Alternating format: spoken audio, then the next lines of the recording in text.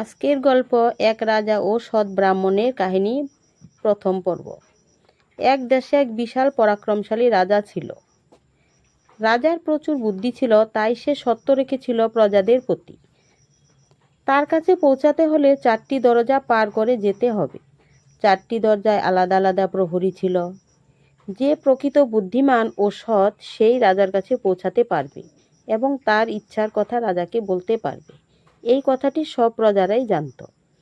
এক ব্রাহ্মণ ছিল, সে খুব দরিদ্র ছিল, কিন্তু সে খুব চালাক ছিল।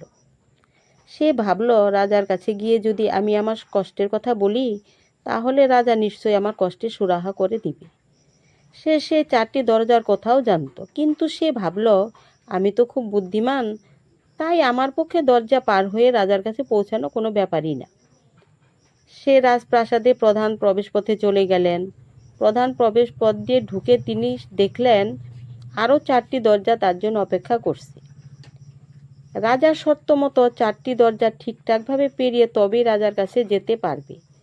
সে প্রথম প্রবেশ পথে চলে গেল। সেখানে গিয়ে দেখল একজন বেশ্যা খাটিয়ার উপর বসে আছে। সে ব্রাহ্মণকে বলল, আমার নাম মোহিনী, আমি একজন বেশ্যা, আমি কামপীড়িত, আমার মনে এখন কাম বাসনা আছে, তা যদি তুমি পূরণ করতে পারো তাহলেই তুমি এই দরজা দিয়ে অন্দরমহলে প্রবেশ করতে পারবে। তখন ব্রাহ্মণ ভাবল, আমি একজন ব্রহ্মচারী, আমার এই কাজ শোভা পায় না। তাই সে মেয়েটিকে বলল, তুমি আমাকে ক্ষমা করো, আমার এই কাজ করা উচিত নয়। এই বলে সে সেখান থেকে চলে গেল। এরপর দ্বিতীয় ও তৃতীয় অংশ দেখার অনুরোধ রইল। পরের অংশগুলিতে শিক্ষণীয় অনেক বিষয় আছে।